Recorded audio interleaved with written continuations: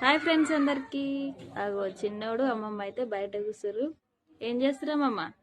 ఎత్తుకున్నా బాబుని. బాబునైతే ఎత్తుకుంది. మంచిగా ఆడిపిస్తుంది అమ్మమ్మ. ఇంతకుముందుకైతే అసలు ఉండకపోయేది, కానీ ఇప్పుడు మంచిగా అలవాటు అయ్యిండు. అసలు మంచిగా ఆడుకుంటుండు చిన్నోడైతే. చాయ్ తాగినావు మరి? చాయ్ తాగింది. ఇక చిన్నోని ఎత్తుకొని కూర్చుంది. ఇక